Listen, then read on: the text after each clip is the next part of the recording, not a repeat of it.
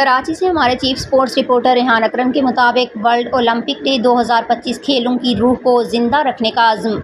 आज दुनिया भर में वर्ल्ड ओलंपिक डे जोश व खरोश से मनाया जा रहा है।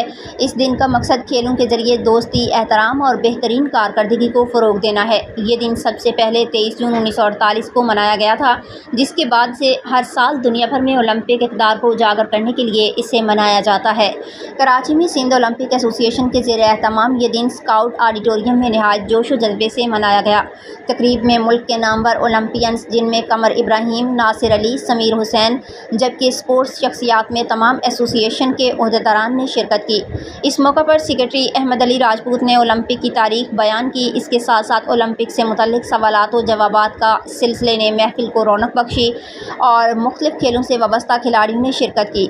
इस मौका पर मुकर्रीरीन ने अपने ख्यालात का इजहार करते हुए कहा कि वर्ल्ड ओलंपिक डे हमें सिखाता है कि खेल सिर्फ मुकाबला नहीं बल्कि इंसानियत, बर्दाश्त, टीम वर्क और आलमी भाईचारे की अलामत भी है। तकरीब में मुख्तलिफ खेलों की झलकियाँ पेश की गईं और नौजवान खिलाड़ियों को ओलंपिक जज्बे को अपनाने की तरगीब दी गई। आखिर में सिंध ओलंपिक एसोसिएशन की जानिब से शरका का शुक्रिया अदा किया गया। समीर साहब है, कमर इब्राहिम साहब है, नासिर अली साहब है। पाकिस्तान भी जानता है और पूरी दुनिया इनको जानती है। ये हमारे पाकिस्तान के हीरोज हैं, तो इनको मैं वेलकम करता हूँ कि आज ओलंपिक डे में आए और उसके साथ ही हमारी सिंध ओलंपिक एसोसिएशन के ऑफिस बेरर भी यहाँ पर मौजूद हैं और गेस्ट हैं, ऑफिशियल हैं।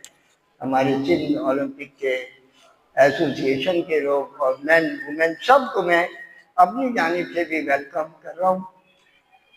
आज जो ओलंपिक डे है इसकी थोड़ी सी हिस्ट्री पे हम अपने अल्फाज में, चंद अल्फाज में हम बात करेंगे कि ये दिन हम यहाँ